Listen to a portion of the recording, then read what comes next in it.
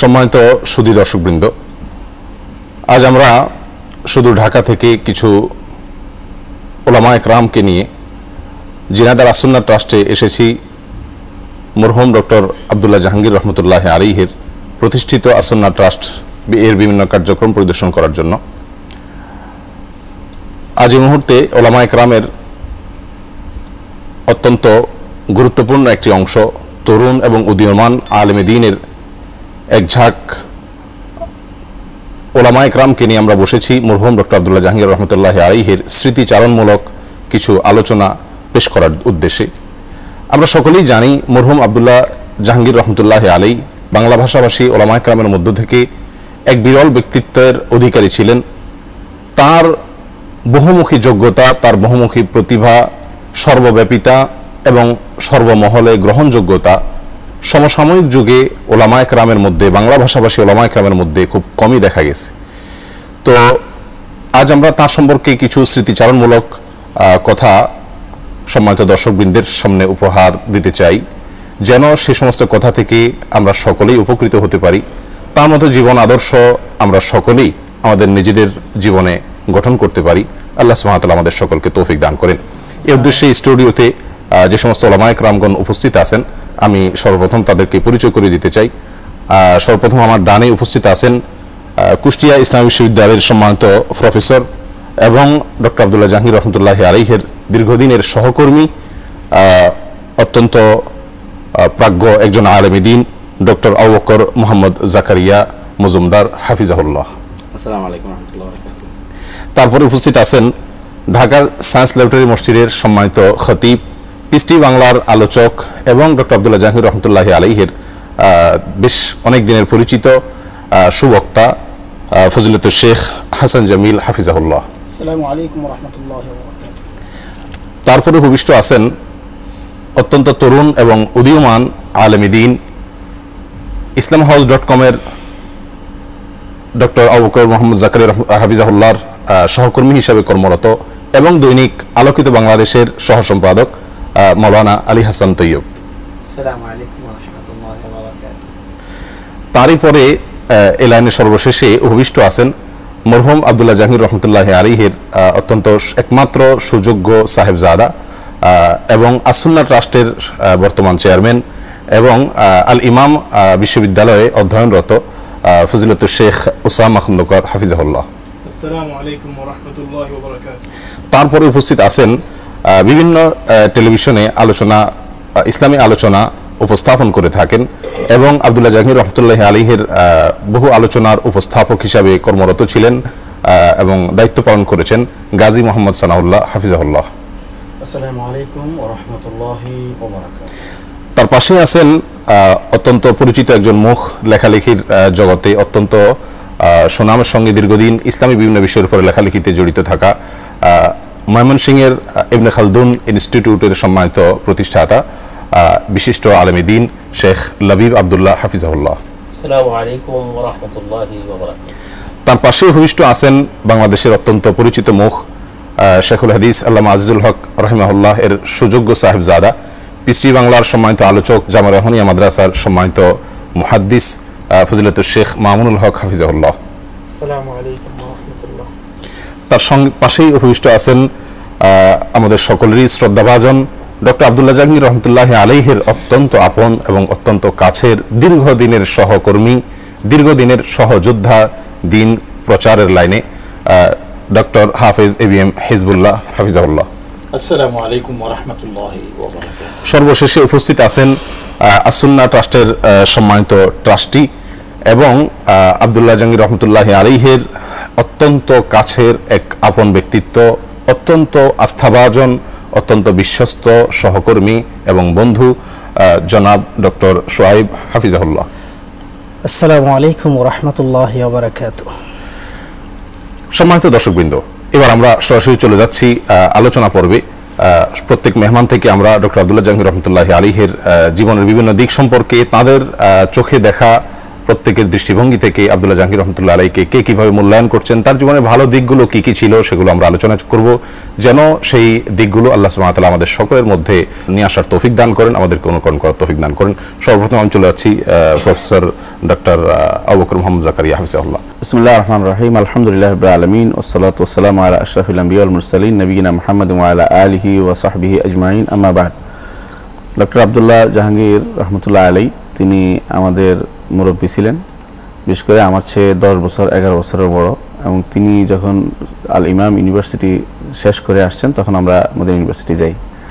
তো তার কাছে প্রথম যে আমরা আলোচনা শুনেছিলাম সেটা ছিল মদিনা ইউনিভার্সিটির একটি সহ সমস্ত ইসলামী আরব বিশ্বের ইউনিভার্সিটিগুলোর ছাত্রদের একটা সম্মেলন কেন্দ্র ছিল, সেখানে প্রথম তার সাথে আমার সাক্ষাৎ হয়। সেদিনে আলোচনায় আমরা এত প্রভাবিত হয়ে গেছিলাম যে তাকেই আমরা মনে করছিলাম যে আমাদের পরবর্তী নেতা হতে পারবেন, মানে এরকম যোগ্যতা, আলহামদুলিল্লাহ যোগ্যতা সম্পন্ন ব্যক্তি ছিলেন। সেদিনের প্রথম দেখাই আমরা তাকে ভালোবাসি সত্যিকার অর্থে। আমি এবং ডক্টর মনজুর আমরা একসাথে ছিলাম সেই আলোচনায়। তারপরে আলহামদুলিল্লাহ দীর্ঘদিন আমি বাইরে পড়ালেখা করেছি। পরে দেশে আসার পরে প্রথম উনি আমাকে বললেন যে আমি আপনার জন্য ইউনিভার্সিটিতে সিলেবাস তৈরি করে রেখেছি। তখন আমি বললাম সিলেবাস তৈরি করেছেন, আলহামদুলিল্লাহ। দেখলাম পরবর্তীতে সময়ে অসময়ে স্যার কিন্তু পরামর্শের প্রয়োজন হতো না, তারপরেও পরামর্শ করতেন। কোনো আমি এটা করতে চাই, আপনি কি বলেন? মনে পড়ে একটি গুরুত্বপূর্ণ জিনিস, পুরোপুরি একটা বই আছে ওনার মওজুআতের উপর, ওইটা তিনি অনুবাদ করেন। আমি বললাম যে এরকম কোনো কপি আছে কিনা আমার কাছে। আমি বললাম যে আমার লাইব্রেরিতে একটা কপি আছে বাড়িতে আমার আব্বার, বলছে এটা অবশ্যই আমাকে দিবেন। আমি সেটা এনে দিয়েছিলাম। আমি বললেন অনেক খুশি হয়েছেন, বলছেন যে আমার কাছে তখন 2টা কপি হয়েছে, এখন ওনার কাছে বোধহয় একটা ছিল আগে থেকেই। তো এরকম প্রত্যেকটি কাজে তিনি যে কাজটি আমি দেখেছি, যত ভালো কাজ ছিল ভালো কাজে তিনি অগ্রণী ভূমিকা পালন করেছেন। ঢাকাতে আমরা একটা TIII একটা সংস্থা করেছি, ওনার প্রয়োজন নেই, তারপরেও আমরা যখন বলেছি যে আপনাকে থাকতে হবে, বলে আমি থাকবো, ঠিক নাম লিখিয়েছেন, এমনকি তার বেতনের টাকা দিয়েছেন 1 মাসের। আমরা বলছেন সবাই 1 মাসের বেতন দিব, 1 মাসের বেতন দিয়েছিলেন। এরকম সাধারণত খুব আমার জীবনে মানুষ দেখিনি যারা নিজের পয়সা খরচ করে যায়। কখনো কখনো একদিন আরো আমাদের বৈঠক ছিল, তিনি গাড়ি সাভারের পর আর গাড়ি যায় না, উনি নামে ট্যাক্সি নিয়েছেন, ট্যাক্সি নিয়ে আবার একটা গাড়ি বদলায়, তারপর ওখানে পৌঁছেন। যখন পৌঁছছেন আমাদের অনুষ্ঠান শেষ পর্যায়ে, তারপরে তিনি পৌঁছছেন, আমরা খুশি হয়েছি সবচেয়ে বেশি। এই যেহেতু যেই কাজটি আমরা দেখেছি, যেখানে হাত দিয়েছি, বিশেষ করে আমরা একসাথে কাজ করার কারণে ডক্টর মনজুর, আমি ডক্টর সাইফুল্লাহ একসাথে কাজ করার কারণে আমরা দেখেছি যে যত ভালো কাজ সেখানে তিনি হাত দিতে চেষ্টা করেন। এমনকি ইউভি স্টুডিও আপনারা জানেন, ইউভি স্টুডিও তো তিনি বলছেন আমি থাকবো, যে কোনো ভালো কাজে উনি হাত দিবেন এবং সহযোগিতা করবেন। ভালো লেগেছে সবচেয়ে বেশি যে যখনই তাকে কোনো পরামর্শের জন্য চেয়েছি, একটা মুতাদিল মানুষ পেয়েছি এই বিষয়ে কি করা যায়, একটা মত। বিশেষ করে ইউনিভার্সিটিতে বিভিন্ন সমস্যা ছিল আমার, যখন আমি চেয়ারম্যান ছিলাম, সমস্যাগুলোর ক্ষেত্রে একমাত্র সঠিক পরামর্শটা আমরা ডক্টর আব্দুল্লাহ জাহাঙ্গীর কাছ থেকে পেতাম যে এখন কি করা দরকার। আর পরামর্শ দিত, সাথে সাথে ছাত্রদেরকেও তিনি বুঝাতে চেষ্টা করতেন। আমি বলতাম যে তোমরা ওনার সাথে পরামর্শ করো, ওরা বুঝাতেন ওনাকে। এই জিনিসগুলি থেকে আমরা যা শিখেছি, রাসূলুল্লাহ সাল্লাল্লাহু আলাইহি ওয়াসাল্লামের সেই হাদিসটি তিনি বলেছেন, কুন মাফাতিহান লিল খায়র ওয়া মাগালিকাল লিশার, কল্যাণের চাবিকাঠি হও এবং অকল্যাণ বন্ধকারী হও। এই কাজটি তার মধ্যে দেখেছি। আমি মনে করি প্রত্যেকটি মানুষ এরকম কাজ করা উচিত। জীবনে প্রত্যেকটি ক্ষেত্রে তিনি যে কাজটি করেছেন সেটা আমি দেখেছি, যতটুকু দেখেছি যতটুকু মধ্যে বলতে পারবো যে তিনি চাইতেন যে তার চলাফেরা, উঠা বসা, আলোচনা সবগুলোতে তিনি চাইতেন সবসময় যে একটা চাপ রেখে যেতে, দাওয়ার চাপ রেখে যেতে, দাওয়াত যেন হয়, হাসি মুখে কথা বলা, আলোচনা করা, সমস্যা হলে উঠিয়ে ধরা, এটা কিন্তু তার বিরাট গুণ। বিশেষ করে আমি তখন ইসলামিক টিভিতে যাইনি, বললাম যে আমি যাব না। বললাম যে স্যার আপনি যেখানে আছেন এখানে এত প্রচার হবে না ইসলামের, আপনাকে ইসলামিক টিভিতে যেতে হবে। তখন আমি জেনে নিন প্রশ্নোত্তরের জন্য, উনি বললেন যে আপনাকে যেতে হবে, আমি 2 দিন আপনি 2 দিন। তো আমি যেহেতু জুমা পড়াতে হয়, আপনি জুমার দিনগুলো থাকবেন আর আমি ঠিক মাঝখানে যাব, সপ্তাহের মাঝখানে।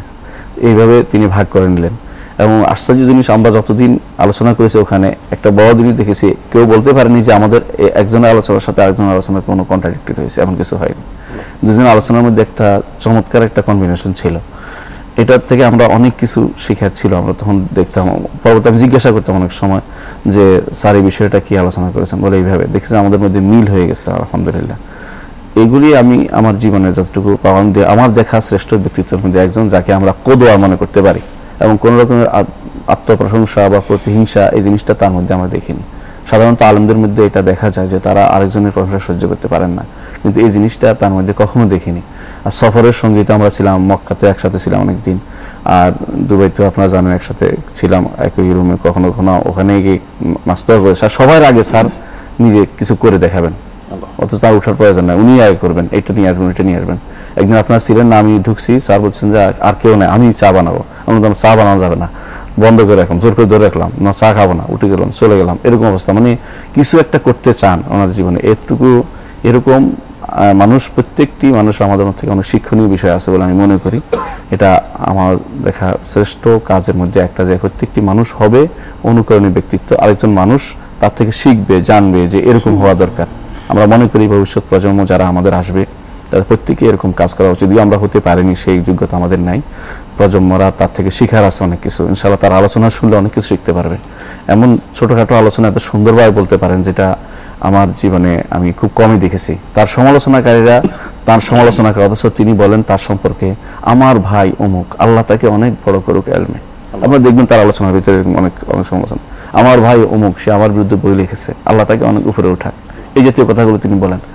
এইটা করলে ওই ব্যক্তি অবশ্যই নিচু পড়ে যাবে, সে তার মধ্যে আর প্রতিহিংসা জিনিসটা থাকবে না, আলোচনা করতে সুবিধা পাবে না। আমাদের প্রত্যেকের আমার মনে হয় এই জাতীয় কিছু পদ্ধতি অবলম্বন করা উচিত দাওয়াতের ক্ষেত্রে, যাতে করে মানুষকে সঠিক দাওয়াত, সহিহ সুন্নাহ এবং সহিহ আকীদার প্রতি দাওয়াত দিতে পারে।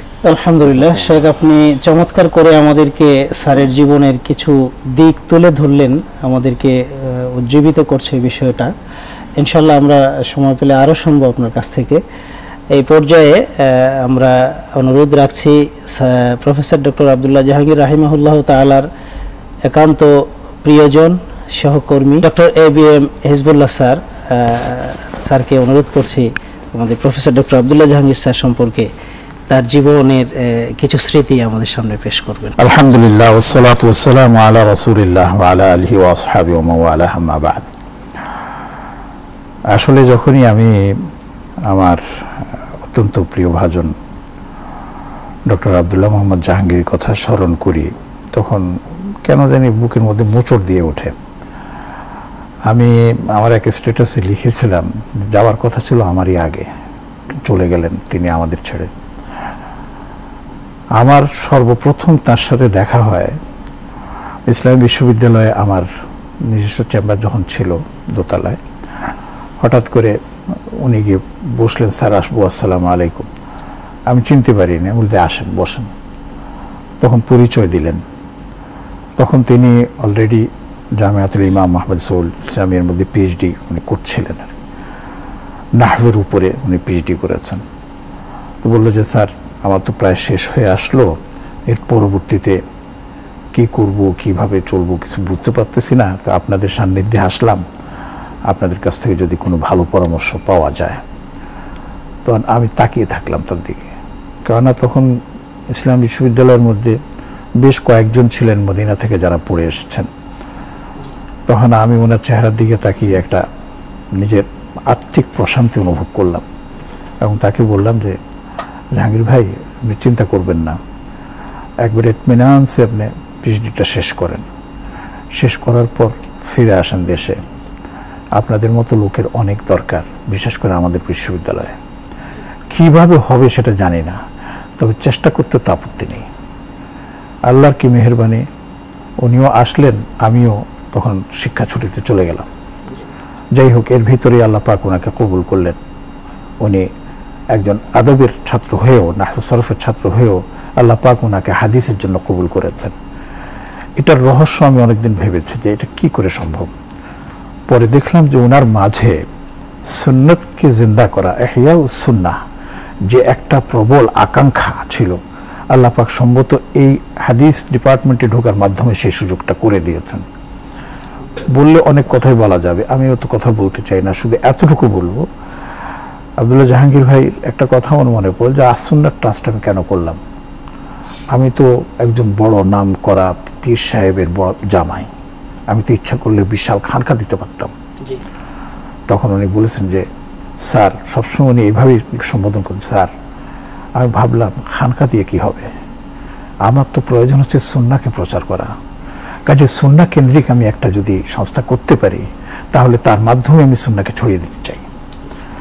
আমার মনে আছে যে ওনার ওই ওসামার নানা আব্দুল কাহার সিদ্দিকী রহমতুল্লাহ আলী একবার আসার সময় এই লঞ্চের মধ্যে ঘটনাচক্রে ওনার সাথে আমার দেখা হয়ে গেল।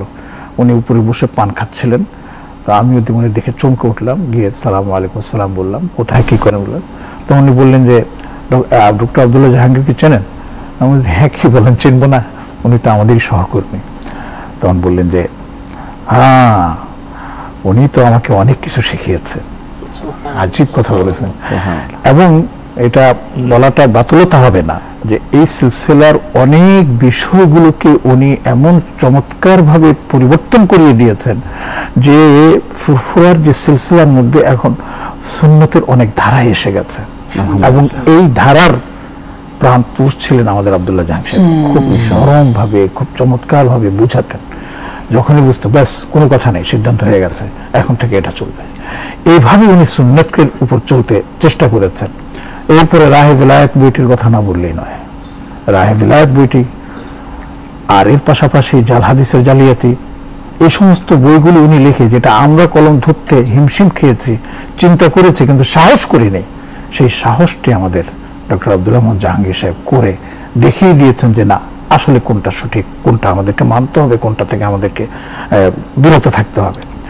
আর চমৎকার সবচেয়ে বড় জিনিস যেটা ছিল, সেটা ছিল কখনোই আপনজন তো আছেন, কিন্তু যারা তাকে দেখতে পারত না, সমালোচক, তাদের বিরুদ্ধে কখনো তিনি একটি শব্দ উচ্চারণ করেছেন এটাকে বলতে পারবে না।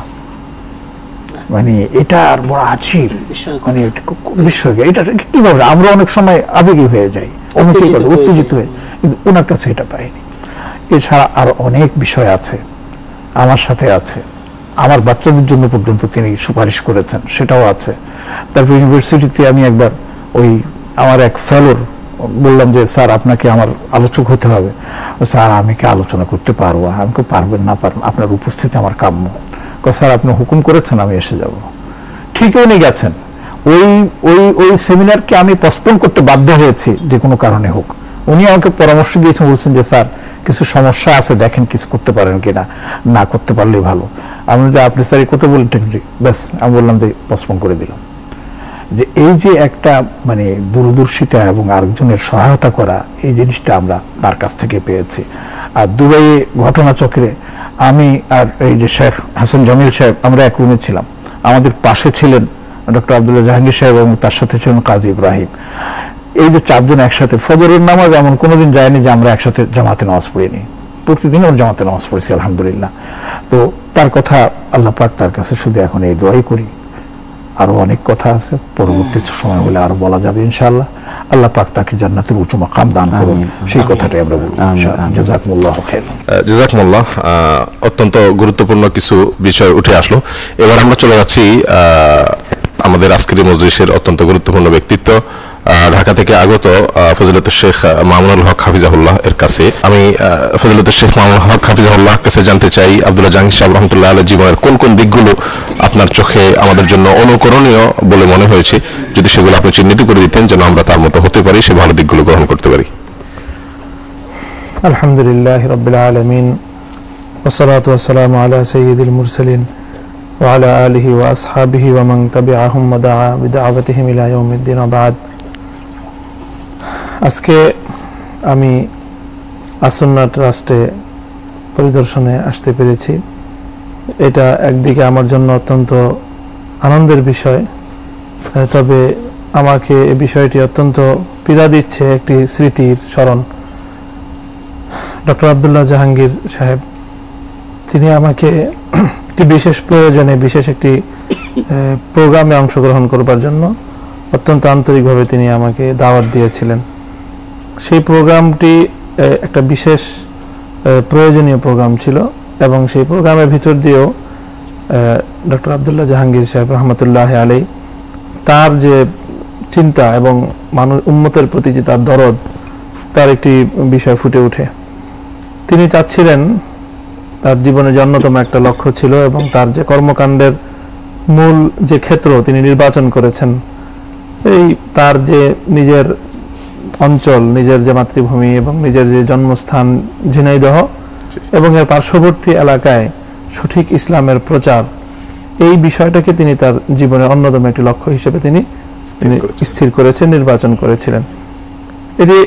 এই অঞ্চলটি ইসলামের দিক থেকে বিভিন্নভাবেই পিছিয়ে পড়া এবং নানা ধরনের কুসংস্কার, শিরিক, বেদাত ইত্যাদি এগুলোর ফিতনায় এই এলাকাটি জর্জরিত, এবং সেই সাথে রয়েছে এখানে অমুসলিমদের অপতৎপরতা, বিশেষ করে বিভিন্ন ধর্মান্তরের অনেক মুসলমানদেরকে ধর্মান্তর করে খ্রিস্টান বানিয়ে ফেলার একটি অপতৎপরতা এই এলাকায় এই চলমান রয়েছে।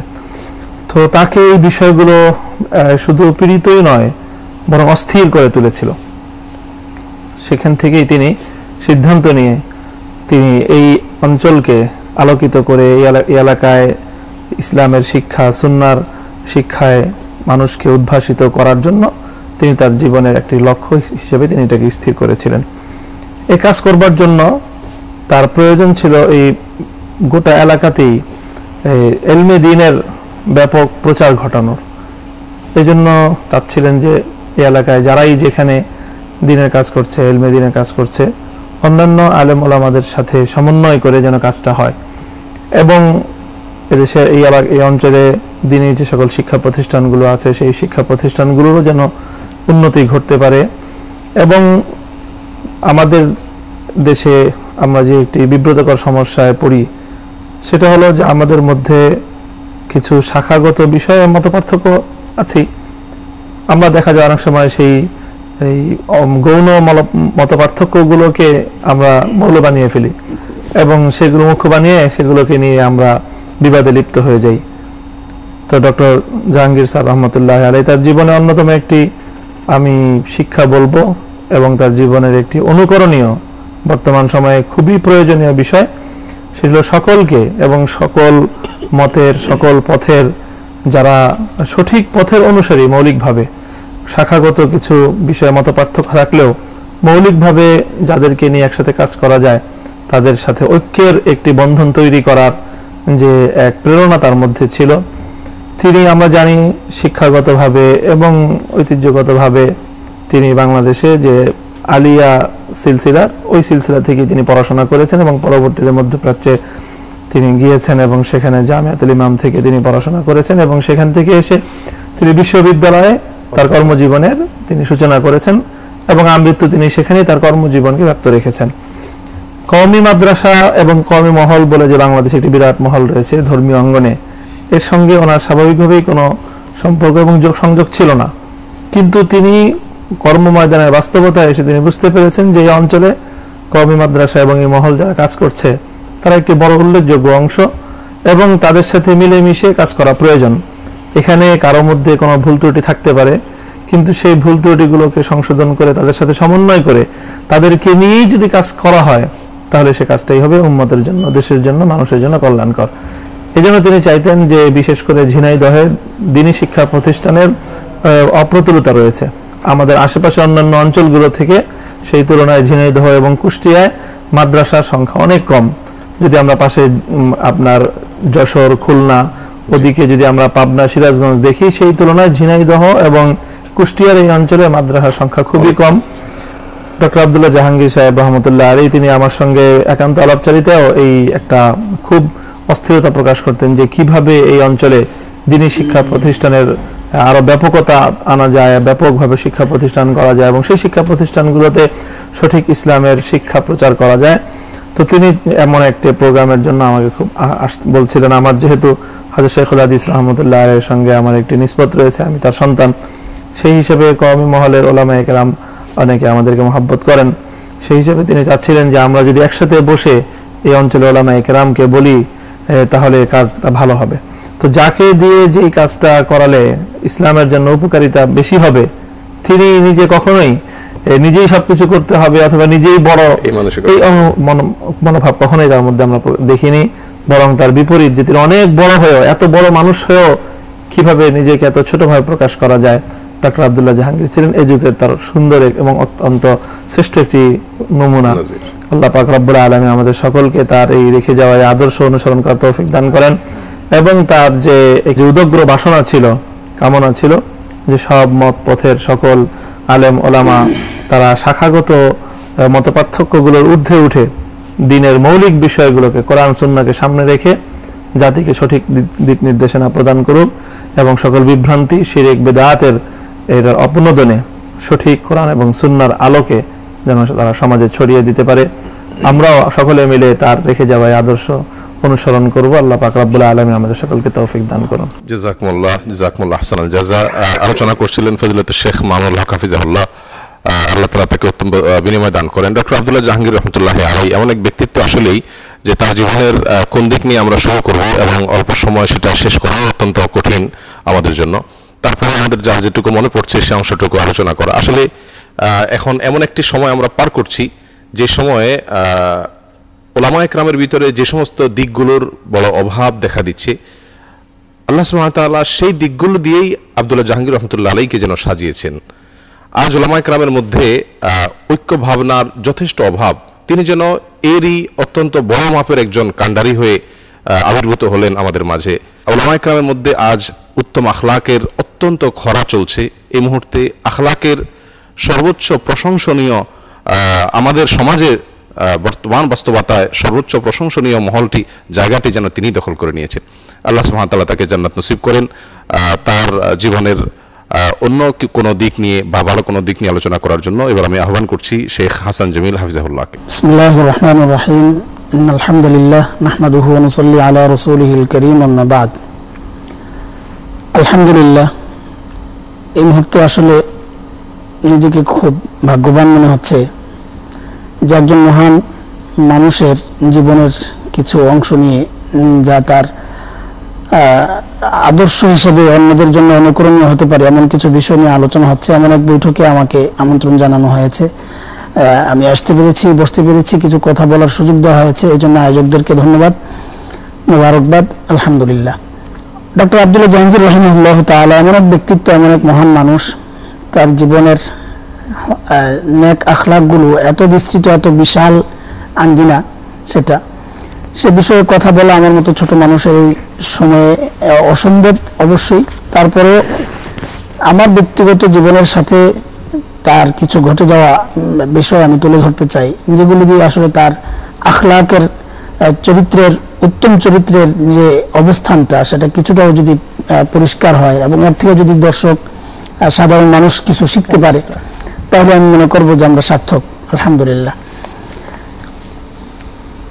হযরত ডক্টর আব্দুল্লাহ জাহাঙ্গীর রাহিমাহুল্লাহর সাথে আমার পূর্বে খুব একটা পরিচয় ছিল না, শুধু নামে চিনতাম ডক্টর আব্দুল্লাহ জাহাঙ্গীর রাহিমাহুল্লাহ। ইসলামী টেলিভিশনে যখন প্রশ্ন উত্তর পর্বে হযরত আমাদের মোহতারাম সহ যখন বসতেন ওনারা, তো আমি তার উপস্থাপক ছিলেন মাওলানা সাইফুল ইসলাম। আমি তাকে জিজ্ঞেস করলাম এই ভদ্রলোক কে, তো বলেন যে ফুরফুরা শরীফ পীর সাহেবের জামাই। এতটুকুই আমি জানি ডক্টর আব্দুল্লাহ জাহাঙ্গীর রাহিমাহুল্লাহ সম্পর্কে।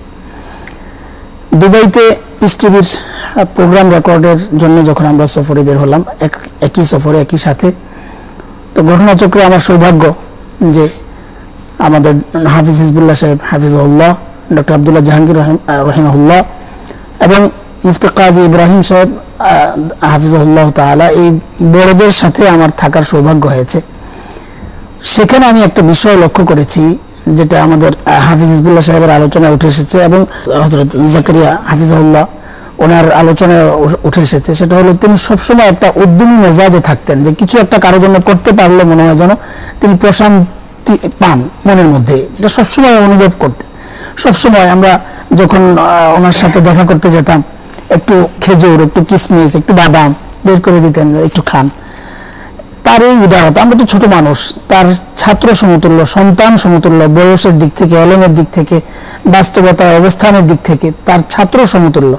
তিনি সবসময়, এটা একদিন আমার গায়ের জামাটা খুব ঘেমে একদম নোংরার মতো হয়ে আছে, তো আমাকে বলতেছেন শেখ হাসান জামিল আসেন এদিকে।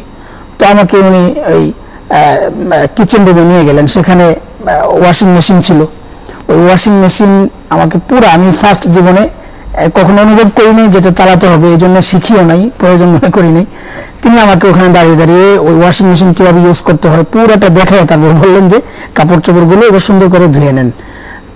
আমি এত হতবাক হয়েছি যে আশ্চর্য মানুষ তো, যে এইভাবে বাবা ছাড়া সন্তানকে বাবা যেভাবে হাতে ধরে শিখায়, এইরকম মানুষ দুনিয়াতে খুব কম, যে অন্য কেউ অন্য কাউকে তাও আলিম এক কাজ করতে আসছি, সেখানে সবাই তো সবার ওয়েট নিয়ে থাকার চেষ্টা করার কথা, তিনি এই চিন্তা না করে তিনি আমাকে নিজ হাতে ওগুলো সব শিখালেন। এটা আমি অত্যন্ত মুগ্ধ হয়েছি, চিরজীবন মনে রাখবো। এবং মনে কতটা রেখেছি আমি শেষ করব যখন তখন একটা বিষয় নিয়ে শেষ করবো ইনশাআল্লাহ। আরেকটা বিষয় আমি একটু মনে করাই দিই, আমাদের মোহাম্মদপুর আদাবরে একটা মাহফিলের আয়োজন হয়েছিল। তো যারা আয়োজক তারা ডক্টর আব্দুল্লাহ জাহাঙ্গীর সাহেব হাফিজ রাহিমাহুল্লাহ, ওনার সাথে যখন যোগাযোগ করেন যে হয়তো আপনাকে চাই আর সাথে কাউকে যদি আমরা নিতে পারি, তখন তিনি বলেছেন যে আমাদের হাসান জামিল হাফিজুল্লাহ আছেন, ওনাকে দাওয়াত করেন। তো ওরা নিজেরাই বললো যে হযরত আপনি একটু যদি যোগাযোগ করেন। আমি আশ্চর্য হয়েছি যে তিনি নিজে আমাকে ফোন করে যে হযরত আমরা একটা মাহফিল করতে চাই, আপনাকে সেখানে চাই। আমি যে হযরত আপনি যখন হুকুম করবেন আমি চলে আসবো। আমি ওইভাবে আমি নিজেকে এখনো তার ছাত্রের মতোই মনে করি, তখনই মনে করেছি যখন আপনি আমাকে যখন ডাকবেন আমি চলে আসবো ইনশাআল্লাহ তাআলা, একটা ডেট আপনি দেন। তখন বলেন যে না, ডেট আপনি দিবেন। আমি মানে এত আশ্চর্য হয়েছি, আমি ছোট মানুষ, আমি ডেট দিব, সেই ডেট মতো ডক্টর আব্দুল্লাহ জাহাঙ্গীর রাহিমাহুল্লাহ তাআলা প্রোগ্রাম করবেন, সেটা আমার কল্পনায় ছিল না। তো আমি ডেটগুলো বের করে দেখলাম যে কিছু ডেট যেগুলো ফাঁক আছে, ওই ফাঁক মতো একটা ডেট আমি দিলাম। তো এই ডেটটা উনি গ্রহণ করলেন। তখন যতটা না আমি আশ্চর্যান্বিত হয়েছি, যেদিন এই প্রোগ্রামটা সেই দিন একসাথে হওয়ার পর আমি আরো বেশি আমার আশ্চর্যের বিষয় সামনে আসছে। সেটা হলো ওই দিন উনি তুরস্ক থেকে দেশে ফেরার ডেট। ব্যাপারটা মানে কত চমৎকার বিষয় যে ওই দিন উনি তুরস্ক থেকে, কত লং জার্নি, তুরস্ক থেকে তিনি তখন ঢাকা ফিরবেন ওই দিনই পড়েছে সেই ডেটটা। কিন্তু যেহেতু আমার সুবিধা ওই ডেটে তিনি প্রকাশও করেন না যে ওই দিন তিনি তুরস্ক থেকে মাত্র ঢাকা পা রাখবেন, তিনি বলেছেন ঠিক আছে আলহামদুলিল্লাহ ওই দিনই হবে। আমি জানতাম না বিষয়টা, জানলে আমি অবশ্যই সেটা ওই ডেটটা দিতাম না। কিন্তু যেদিন প্রোগ্রাম সেদিন যখন উনি আলোচনা করতেছিলেন, আরেকটা বিষয় আরো চমৎকার, সেটা হলো আলোচনা কে কখন করবে। তখন উনি বলেছেন যে আমি আগে করব, মাওলানা আমাদের হাফেজ হাসান জামিল সাহেব উনি পরে করবেন, উনি ভালো আলোচনা করেন, মানুষ বেশি আসবে পরে, আমি যখন করব তখন মানুষ এত নাও থাকতে পারে, আমি আলোচনা করার পর যখন মানুষ লোকজন বসবে তখন তিনি আলোচনা করবেন। ইনি নিজে আমাকে প্রধান বক্তা বানিয়ে দিয়েছেন। আমি মানে ওই পোস্টারের নাম দেখে এবং তাদের যে ব্যানার ছিল, ব্যানারের নামগুলোর সেটিং দেখে আমি বললাম এটা কি করছেন, বলে স্যার বলেছে এইভাবে করতে, আমরা এইভাবে করেছি। একজন মানুষ কত মহান হইলে, তার অন্তরের উদারতা কত বিস্তৃত হইলে আমাদের মতো ছোটদেরকে এইভাবে আগায় দিতে পারে, এটা ডক্টর আব্দুল্লাহ জাহাঙ্গীর রাহিমাহুল্লাহকে না দেখলে আমার এই পর্যায়ের অনুভূতি আসতো না কখনো। মাহফিলের ওই আলোচনায় আমি শুনেছি যে তিনি মাত্র আজকের তুরস্ক থেকে ঢাকায় পা রেখেছেন। তখন আমার এত আশ্চর্য লাগে, আমি বললাম স্যার আপনি আজকের ডেট কেন দিলেন? আপনি বলে শেখ আপনার সুবিধা। আলহামদুলিল্লাহ, আমি এই কারণে তার প্রতি এত দুর্বল হয়ে পড়েছি, তিনি আমার না সরাসরি ওস্তাদ, না আত্মীয়, না পূর্ব পরিচিত, শুধুমাত্র দুবাইয়ের এক সফরে 1 মাস তার সফর সঙ্গী ছিলাম, এতটুকুই তার সাথে আমার সম্পর্ক। কিন্তু আত্মার সম্পর্কটা এত নিবিড়, এত গাঢ় হয়েছে যে তার ইন্তেকালের খবর যখন আমি শুনি, আমার জীবনের এই প্রায় 39 বছর আমার বয়স, এই বয়সে আব্বার ইন্তেকাল ছাড়া কারো ইন্তেকালে আমি এত কেঁদেছি কিনা আমার মনে নাই, আমার জানা নাই। জানাজার পর হযরত ডক্টর হিফজুল্লাহ সাহেব যখন ফোন দিয়ে কাঁদতেছিলেন, আমার সাথে যারা কাছে ছিল তারা দেখেছে যে হযরত সাক্ষী, ফোনে আমিও কথা বলতে পারছিলাম না, হযরতও কথা বলতে পারছিলেন না, যে হাসান ভাই, শুধু ডাক্তার সাহেব হাফিজ হিফজুল্লাহ সাহেব বলছিলেন হাসান ভাই কি হলো, মাটিতে আসলাম ভাই, যেন নিজের কাউকে ছেড়ে চলে আসলাম, আর পারছি না ভাই, খুব কষ্ট লাগতেছে। হযরত কান্না করতেছিলেন, আমিও কান্না করতেছিলাম। এই যে কান্নাটা, এটা না রক্তের টানে, না উস্তাদ হিসাবে, না দীর্ঘ জীবন একসাথে কাজ করেছি সেজন্য, কোনো কারণ নাই, দুনিয়ার কোনো সম্পর্ক, কোনো বিষয় তার মধ্যে ছিল না সম্পৃক্ততা। একটাই কারণ, তার আখলাক, তার চরিত্র, তার ব্যক্তিগত যে সুন্দর সিফাতগুলা, সেগুলো আমাদের সামনে তিনি পেশ করার কারণে তিনি আমাদের কাছে এত আপন হয়ে গেছেন যে আমরা তার ইন্তেকালে মনে হয়েছে যেন আমার আপনজন, রক্তের কাউকে, আমার পিতা সমতুল্য কাউকে আমি হারিয়েছি। এটা এখনো অনুভব করি, মনে পড়লেই কান্না আসে। সেই জন্য রব্বে কারীমের কাছে সবসময় প্রার্থনা করি, সকলকে প্রার্থনার জন্য বলি যে আল্লাহ তাআলা যেন ডক্টর আব্দুল্লাহ জাহাঙ্গীর রাহিমাহুল্লাহর এই আখলাক আমাদের ধারণ করার তৌফিক দেন। নিজেকে ছোট রেখে অন্যকে বড় দেখে শুধুমাত্র দ্বীনের সাথে নিজেকে বিলীন করে দেওয়ার এই মানসিকতা যেন আল্লাহ তাআলা সকল আলেমের মধ্যে এই সিফাত যেন ছড়া যায়, সেই দোয়া সেই প্রত্যাশার সাথে আল্লাহর কাছে আমাদের প্রার্থনা আমাদের এই প্রিয় মানুষটাকে যেন রব্বে কারীম উত্তম বিনিময়ে দান করেন। জীবনের ছোটখাটো কোনো ভুল ত্রুটি যদি থাকে সেগুলো যেন আল্লাহ তাআলা তাকে মাফ করে দেন এবং সমস্ত নেক আমলগুলো কবুল করে যেন তাকে উত্তম বান্দা নেক বান্দাদের মধ্যে শামিল করে নেন। আমিন আমিন আমিন সুম্মা আমিন। শেখ, আপনি জীবন ঘনিষ্ঠভাবে তাকে দেখেছেন, কিছু স্মৃতি আমরা জানলাম যেটা আসলে আপনি না বললে আমাদের কাছে অজানাই থেকে যেত। আলহামদুলিল্লাহ, আমরা আরো শুনবো সময় পেলে। তো প্রফেসর ডক্টর আব্দুল্লাহ জাহাঙ্গীর রাহিমাহুল্লাহ তাআলা কে আমরা দীর্ঘ সান্নিধ্যে পেয়েছি, আলহামদুলিল্লাহ, এটা আল্লাহ তাআলার শুকরিয়া। বিশ্ববিদ্যালয়ে 18 বছর প্রায় চাকরি করেছেন। তার 1 বছর আগে আমি জয়েন করি। তিনি যেদিন জয়েন করেছিলাম সেদিন থেকেই আমি তার সঙ্গী হয়েছিলাম এবং কবরে শোয়ানো পর্যন্ত তার সঙ্গী ছিলাম। আল্লাহ, তো এত দীর্ঘ সময়ের সঙ্গ পেয়েছি যে তার জীবনের প্রতিটা মুহূর্তকে সুন্নতের এক একটা নমুনা হিসেবে পেয়েছি। তো তার জীবনে সুন্নাহ জিন্দা করার যে আগ্রহ ছিল, যে চেতনা ছিল, যে অস্থিরতা ছিল যে নবীজির সুন্নাহগুলো মারা যাচ্ছে আর আমরা উলামায়ে কেরাম এটা জেনেও জিন্দা করার ব্যাপারে আমরা কতটা কাজ করছি, এই অস্থিরতা তার মধ্যে এমন ভাবে দেখেছি যে কারণেই জাদুর মতো তার সাথে চুম্বকের মতো লেগে থাকতে আগ্রহ পেয়েছি। তো আলহামদুলিল্লাহ, আমরা এই কথাগুলো শুনবো এবং এই কথাগুলো জাতির উম্মার জন্য যদি কোনো কাজে লাগে তাহলে আল্লাহ তাআলা যেন তাকে জাযায়ে খায়ের দান করেন, জান্নাতুল ফেরদাউসে উঁচু মাকাম দান করেন। আমরা সবাই বলে আমিন। এই পর্যায়ে আমাদের সামনে প্রফেসর ডক্টর আব্দুল্লাহ জাহাঙ্গীর রাহিমাহুল্লাহ তাআলার জীবনের এমন কিছু স্মৃতি যা আমরা জানি না, যদি থাকে এ পর্যায়ে বলার জন্য আমি অনুরোধ করছি হযরত মাওলানা লাবিব আব্দুল্লাহ দামাত বারাকাতুহুকে, যিনি ময়মনসিংহের ইবনে খালদুন ইনস্টিটিউটের প্রতিষ্ঠাতা। আলহামদুলিল্লাহ, সালাতু ওয়া সালামু আলা খায়রি খালকিল্লাহ। শেখ ফজিলাতুল শেখ ডক্টর আব্দুল্লাহ জাহাঙ্গীর, দূর থেকে যারা ভালোবাসেন আমি তাদের একজন, দেশের এবং দেশের বাইরে যারা ওনাকে দেখিনি ভালোবাসেন, আমি ওনাকে দেখিনি কিন্তু দূর থেকে ভালোবাসে। আজকে যারা কথা বলেছেন মুগ্ধ হয়ে শুনছিলাম এবং ওনার জীবনের যে কর্ম, যে দিগন্ত, সেগুলোকে মূল্যায়ন করার ক্ষমতা আমার নাই। আমি ব্যক্তিগতভাবে মনে করি উনি যে লেখাগুলি রেখে গিয়েছেন তার লেখার ভিতরে দরদ ছিল, প্রতিটি বাক্যের ভিতরে উম্মতের ব্যথা ছিল। এখানে সীমান্ত পাড়ি দিয়ে ওনার ভালোবাসাটা ছড়িয়ে পড়েছে। উনি তারুণ্যকে গুরুত্ব দিতেন এবং একটি জেনারেশন যেন দাওয়াতি মেজাজ নিয়ে বের হয়, এজন্য উনি আসুন্নাহ ট্রাস্ট প্রতিষ্ঠা করেছেন। আমরা এই ইলমি এবং এই ফিকহি সফরে যা অবলোকন করলাম, ওনার কর্মেই বোঝা যায় উনি কি চেয়েছিলেন। উনি কওমি এবং আলিয়ার যে সীমানা এটা ভেঙে কাছাকাছি করতে চেয়েছিলেন। আল্লাহু আকবার।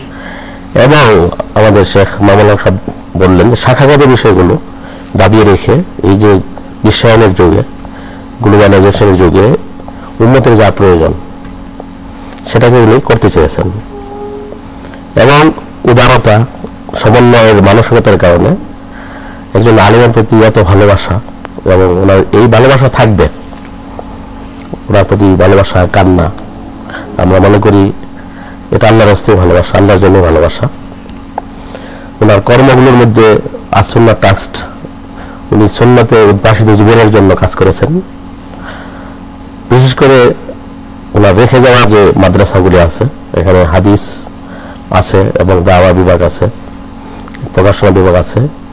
আমি ছোট একটি প্রস্তাব করতে চাই, সেটি হলো এই ওনার রেখে যাওয়া বইগুলো বিভিন্ন ভাষায় অনুদিত হোক, আরবিতে অনুদিত হোক, ইংরেজিতে অনুদিত হোক এবং উনি যে মিডিয়ায় কাজ করতে চেয়েছিলেন আধুনিক দাওয়াতের মাধ্যম হিসেবে আমরা মনে করি তরুণ যারা আমরা আছি এই আধুনিক সময়ের ইন্টারনেটের যুগে আমরা এগুলি ব্যবহার করবো এবং উনি যে আদর্শটা রেখে গিয়েছেন এবং সময়ের প্রয়োজনে উনি সময়ের আগে চলার চেষ্টা করেছেন এবং আধুনিক ওয়াসাইল দাওয়াতের আর ওনার চরিত্র সম্পর্কে আসলে আমি দূর থেকে যা বুঝেছি ওনার বই পড়ে সেটা হলো রাসূল সাল্লাল্লাহু আলাইহি ওয়াসাল্লামের চরিত্র ছিল কানা খুলুকুল কোরআন আর ওনার খুলুক ছিল কানা খুলুক রাসূলুল্লাহ সাল্লাল্লাহু আলাইহি ওয়াসাল্লাম যার কারণে আমাদের 10 বছরের খাদেম হযরত আনাস রাদিয়াল্লাহু তাআলা যখন বলেছেন রাসূল সাল্লাল্লাহু আলাইহি ওয়াসাল্লাম আমাকে কখনো বলেন না কেন করেছো কেন করো না আমরা দেখতে পাই ওনার কাছে যারা ছিলেন উনি কখনো কাউকে ধমক দেন নাই আমি মনে করি ওনার রেখে যাওয়া এই দাওয়াতি কার্যক্রম সবগুলো লেখালেখি মিডিয়া প্রকাশনা অন্যান্য সবগুলো আমরা অগ্রসর করে নিয়ে যাবো এবং দূরের এবং কাছের আমরা যারা আছি আমরা সবাই ওনার প্রতিষ্ঠানকে ভালোবাসবো ওনার চিন্তাকে ভালোবাসবো এবং ওনার এই চিন্তাকে আরো ছড়িয়ে দেওয়ার জন্য বিভিন্ন ভাষায় যার যার সামর্থ্য আছে আমরা সেই চেষ্টা করব এবং ওনার আত্মজীবনী ওনার জীবনে হয়তো আত্মজীবনী রেখে গিয়েছে কি আমরা জানা নাই ওনার অপ্রকাশিত গ্রন্থগুলি বের হবে ওনার জীবনে রচিত হবে এবং এটাই বিভিন্ন ভাষায় হওয়া দরকার আমি এক কথা বলতে চাই আব্দুল্লাহ জাহাঙ্গীর রাহিমাহুল্লাহ উনি আসলে আরব দেশের যে দায়ী যাদেরকে আমরা অতীতে বা বর্তমান যুগে দায়ী মনে করি এবং দাওয়ার যে গুণাবলী থাকা দরকার অনেক সময় কিতাবে আছে দাওয়াতের গুণাবলী কিন্তু বাস্তবে প্র্যাকটিক্যাল লাইফ আসলে নাই কিন্তু ওনার মধ্যে আমি যতটুকু দেখেছি যে হাদিসে প্রত্যেকটা বিষয় উনি যা হাদিসে পাওয়া যায় সেকে বাস্তবায়নে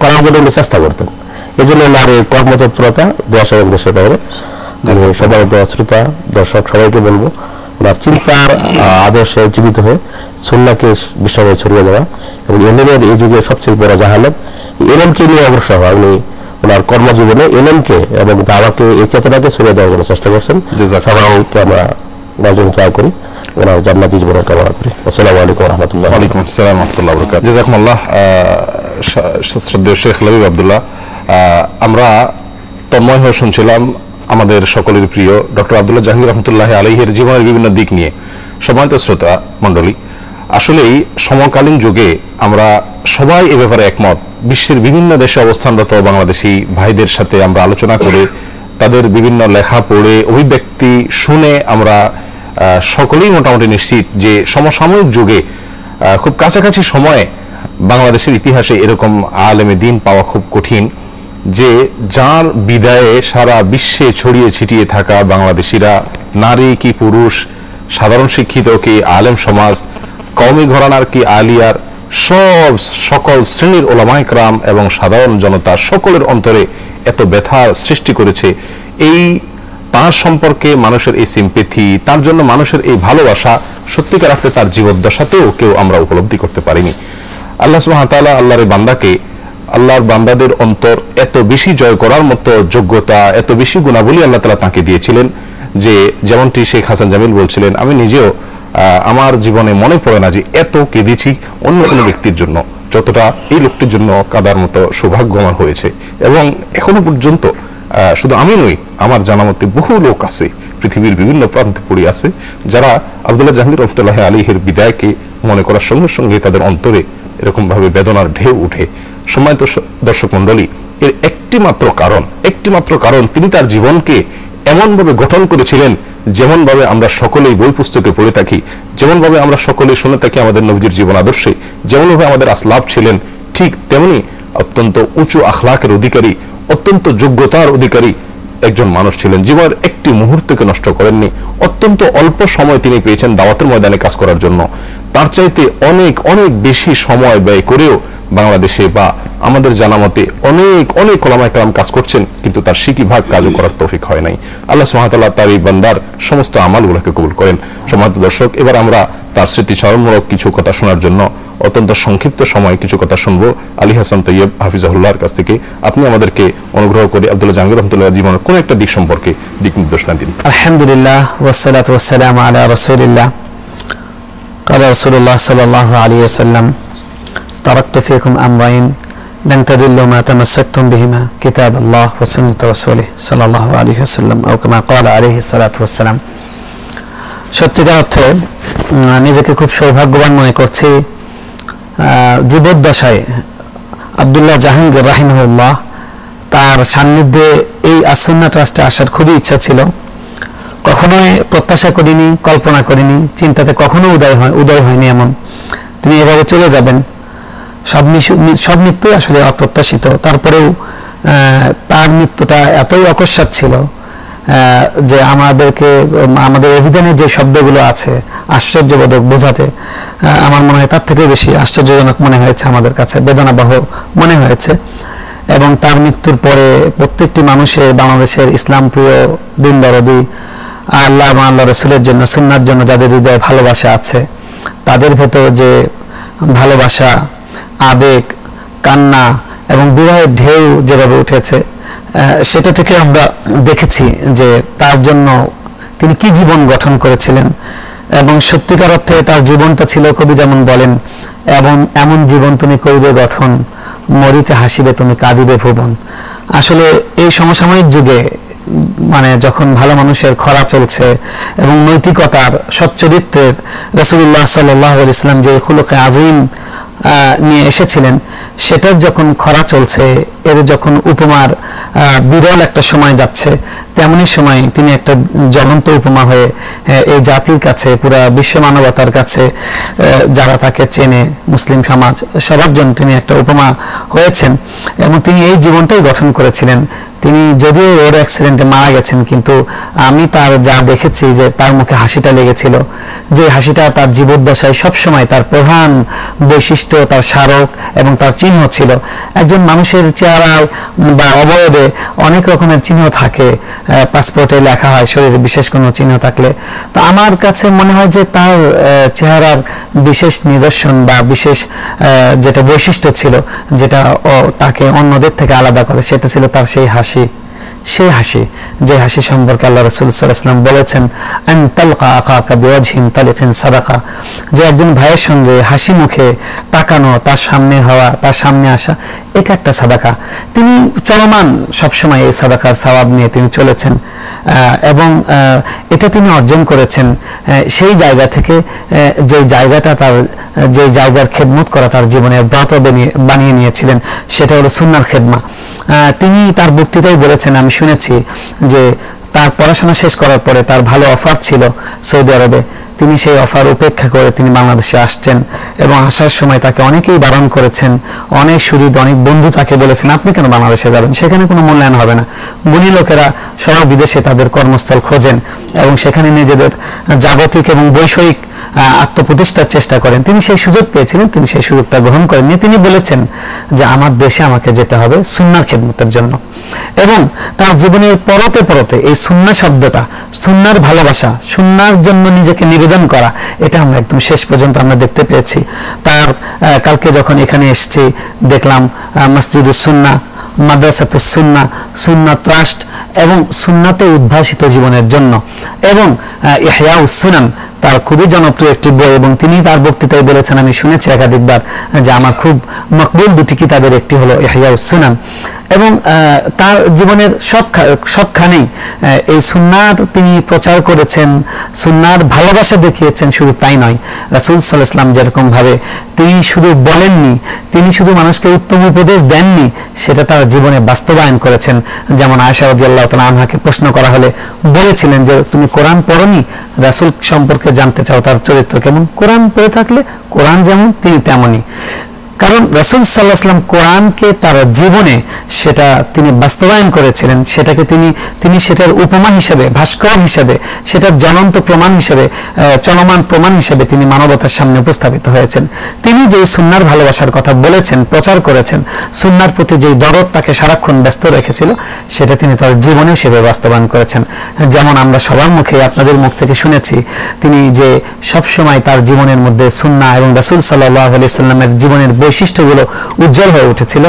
তার সঙ্গে যেবার দেখা হয় সর্বশেষ সেই বৈঠকে আমরা এখানে অনেকেই আছেন, তারা সেখানে ছিলেন।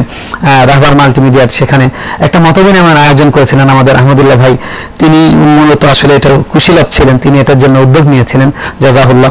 তো সেখানে তার সঙ্গে যখন দেখা হয়, আমাদের সামনে তরুণ কিছু লেখক সেখানে ছিলেন, তরুণ যারা তার সঙ্গে বা তার ঘরানাভুক্ত নয়, সাধারণভাবে এরকম মনে হয়, আসলে তো আমরা সবাই একই রকম একই উদ্দেশ্যে কাজ করছি। তো তিনি আমাদেরকে বিশেষভাবে যেই কথা বলেছিলেন, যে সবার কাছে অনেক কথা বলেছেন, তার মধ্যে বলেছেন দেখুন আমরা সবাই একরকম হয়ে যাব, সবাই একইভাবে কথা বলবো, একই মতভুক্ত হয়ে যাব, এরকম কোনো কিছু নাই। আমরা যে যার জায়গায় থাকি, কিন্তু একটা জায়গায় যখন সহিহ সুন্নাহ আমাদের কাছে আসবে, এই ব্যাপারে যেন আমাদের কোনো অন্ধতা, কোনো রকমের গোড়ামি, কোনো ধরনের পক্ষপাত যেন কাজ না করে, এই জায়গায় আমরা নিরপেক্ষ থাকবো। সুন্নাহ যখন আসবে, হ্যাঁ, আলাইকুম বিসুন্নতি, সুন্নাহ যখন আসবে সুন্নাহকে একদম আমরা আঁকড়ে ধরবো, এটার ক্ষেত্রে আমরা নিরপেক্ষ হব। এবং তার একটি বই আমার মুরাজাহা করার সুযোগ হয়েছিল, শেখ জাকারিয়া হাফিজাহুল্লাহ তিনি আমাকে দিয়েছিলেন, ইসলাম হাউজে সেটা আছে। তো সেই দাওয়া সম্পর্কে বই, সেই বইয়ের মধ্যে এরকম বারবার ওই সুন্নাহর কথা এবং একতার কথা এসেছে। তো সেখানে একটি কথা আমার এত ভালো লেগেছিল যে তিনি বলছেন যে মুসলমানের ইমানদারদের কোনো দলভেদ নেই, তাদের মতভেদ আছে। অর্থাৎ আমাদের মতের মধ্যে 10 জনের মত 10 রকম হবে, আমরা কথা বলতে গিয়ে কারো সঙ্গে মিলবে না, একই বিষয় আমরা যখন বলবো এক একজনের সাথে এক রকম হবে, কারণ এটা আল্লাহ রাব্বুল আলামিনের সৃষ্টি বৈচিত্র্য। ওয়া মিন আয়াতিহি ইখতিলাফু আলসিনাতিকুম ওয়া আলওয়ানিকুম, এই রঙের বৈচিত্র্য, এই বর্ণের বৈচিত্র্য, এই ভাষার বৈচিত্র্য, এটা আল্লাহর সৃষ্টি। তো আমাদের যে এক্সপ্রেশন, আমাদের যে তাবির, আমাদের যে মত প্রকাশ করার ভঙ্গি, সেটাও এক একজনের এক এক রকম। তিনি বলছেন যে আমাদের মত প্রকাশের ভঙ্গিটার মধ্যে পার্থক্য থাকবে, কিন্তু আমাদের মূল গন্তব্য, আমাদের যে মূল লক্ষ্য, সেটার ক্ষেত্রে আমাদের কোনো পার্থক্য নেই। তাই আমাদের কোনো দলভেদ নেই, আমাদের দল একটাই, আমরা হচ্ছে মা আলাইকুম বিসুন্নতি ওয়া সুন্নাতুল খুলাফায়ে রাশিদিন, এবং সেটাই যে কিতাব আল্লাহ ওয়া সুন্নতি রাসূলি ওয়া সুন্নাত রাসূলি, সেটাই হচ্ছে আমাদের পথ, সেটাই আমাদের মত, সেটাই আমাদের দল। তো আমি মনে করি যে এখন সারা বাংলাদেশ এবং বিশ্বে যেই হানাহানি চলছে, এবং মানুষের প্রতি যে একজন আরেকজনের প্রতি সহিষ্ণুতার অভাব, এবং একজন আরেকজনের মতের ক্ষেত্রে অসহিষ্ণুতা, পরমার্থ সহিষ্ণুতার যে অভাব, এই সমস্যা দূর করার জন্য এবং শান্তিময় সৌহার্দ্যপূর্ণ একটি পরিবেশ সৃষ্টি করার জন্য আব্দুল্লাহ জাহাঙ্গীর রাহিমাহুল্লাহ আমাদের এই সাম্প্রতিক কালে, এই সমসাময়িক যুগে শ্রেষ্ঠ একজন উপমা আমাদের সারা পৃথিবীর মুসলমানদের জন্য, যে কিভাবে ভিন্ন মতকে সুন্দর হাসি মুখে বরণ করে নিতে হয়, নিয়ে তাকে নিজের সঠিক কথাটা বোঝাতে হয়। সেটার জন্য আমরা ওনার যে কোনো বক্তব্য, যে কোনো লেখনী বা যে কোনো কর্মপন্থাকে আমরা যে কোনো সময় যদি ফলো করি, দেখব যে তিনি অন্যকে বরণ করে নিয়েছেন, অন্যের মতকে শ্রদ্ধার সঙ্গে হৃদয়ে তুলে নিয়েছেন। আমরা এই গুণটা যদি অর্জন করার চেষ্টা করি এবং এই শিক্ষাটা যদি আমরা ছড়িয়ে দেওয়ার চেষ্টা করি, ইনশাআল্লাহ আমাদের বাংলাদেশে বর্তমানে যে সমস্যাগুলো চলছে, অশান্তি এবং হানাহানি, সেটা ইনশাআল্লাহ দূর হয়ে যাবে। মুসলিম উম্মাহ সেই আল্লাহ রাব্বুল আলামিনের সেই ডাকে সাড়া দিতে পারবে। ওয়া তাসিমু বিহাবলিল্লাহি জামিআন ওয়া লা তাফাররাকু, আমাদের সবার দল একটাই আছে, আমরা সবাই একরকম হয়ে যাব, আমরা এক হয়ে যাব, আমরা সবাই নেক হয়ে যাব। আল্লাহ রাব্বুল আলামিন আমাদের সবাইকে এক হওয়ার এবং নেক হওয়ার তৌফিক দান করেন, এবং আমাদের সবার পক্ষ থেকে হযরত আব্দুল্লাহ জাহাঙ্গীর রাহমাতুল্লাহি আলাইহি উত্তম বিনিময় দান করেন। আল্লাহ রাব্বুল আলামিন তাকে জান্নাতে উঁচু মাকাম দান করেন। ওয়া আখিরু দাওয়ানা আনিল হামদুলিল্লাহি রাব্বিল আলামিন। আমিন। শুকরিয়া আলী হাসান তৈয়ব ভাই। এ পর্যায়ে খুব সংক্ষেপে আমরা গাজী মোহাম্মদ সানাউল্লাহ রায়ের কাছ থেকে প্রফেসর ডক্টর আব্দুল্লাহ জাহাঙ্গীর রাহিমাহুল্লাহ তাআলার কিছু স্মৃতি শুনব। আলহামদুলিল্লাহ ওয়াহদাহু ওয়াসসালাতু ওয়াসসালামু আলা মান লা নাবিয়্যা বা'দা। এতক্ষণ পর্যন্ত বিদগ্ধ চিন্তাবিদ, ওলামা ইকরাম, শিক্ষাবিদ, গবেষকদের কাছ থেকে, যারা খুব কাছ থেকে একজন মহামনীষীকে, একজন পরশ পাথরতুল্য মানুষকে দেখেছেন, স্পর্শ করেছেন, তার সহচর্য লাভ করেছেন, আলোকিত হয়েছেন তার জ্ঞান গরিমায়, প্রখরতায়, তাদের কথা খুব মুগ্ধ হয়ে শুনছিলাম। আমি শুধু এতটুকু বলবো যে সব কথা চলে এসছে, একজন মানুষ নিজে যখন পরশ পাথর হন, একজন মানুষ নিজে অনেক বড় আলেম, কিন্তু তার এলেমের মাধ্যমে অন্য কেউ কোনো ফায়দা পেল না, আমি মনে করব যে তিনি ব্যর্থ আলেম।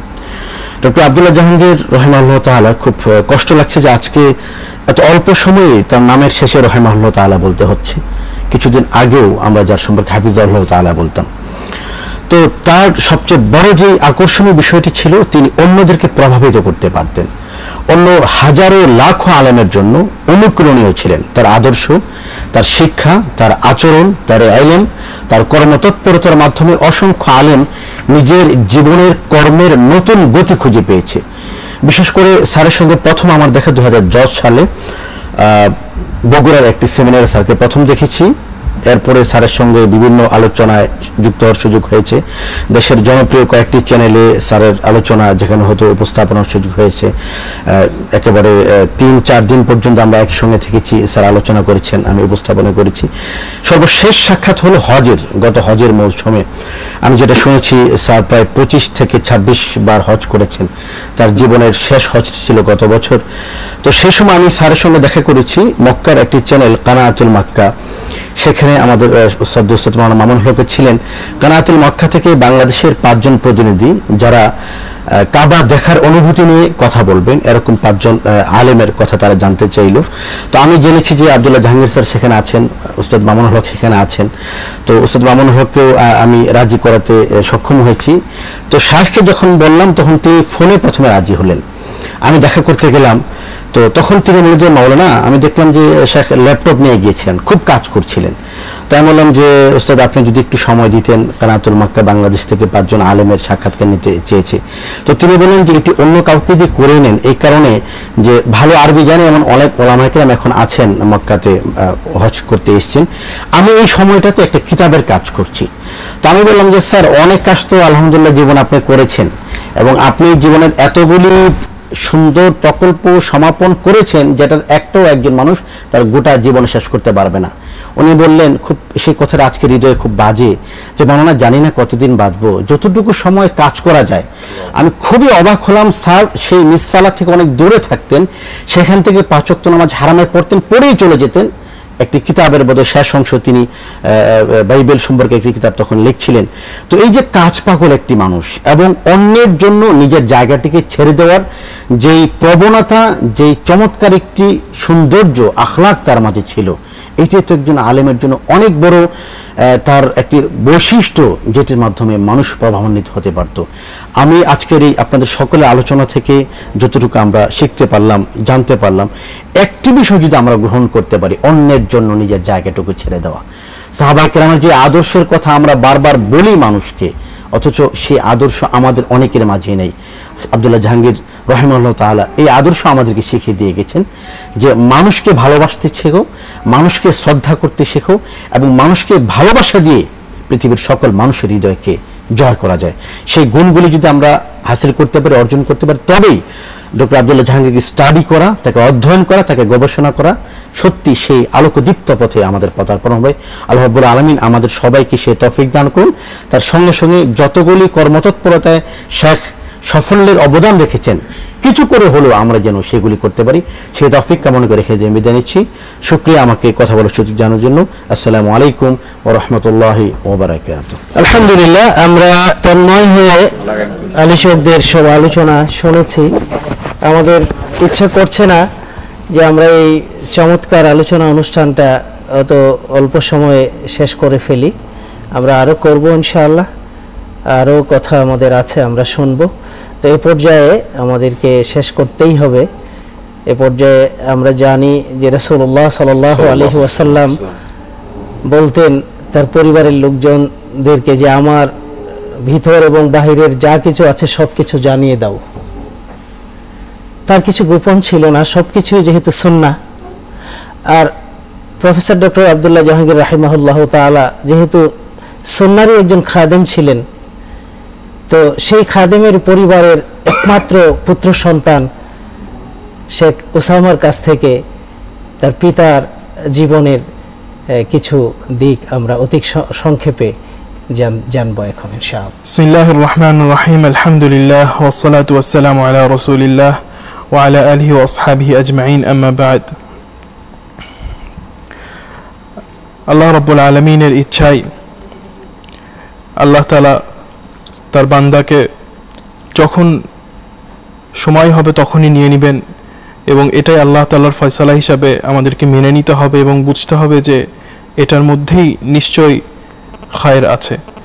তো আমরা আল্লাহ তাআলার কাছে দোয়া করব, সবসময় চাইব যে আল্লাহ তাআলা যেন তার ভুল ত্রুটিগুলো মাফ করে দেন এবং তাকে উচ্চ মর্যাদায় আসীন করেন, এবং তিনি যেই খেদমতগুলো করার চেষ্টা করেছেন আল্লাহ তাআলা যেন সেই খেদমতগুলোকে কবুল করে নেন।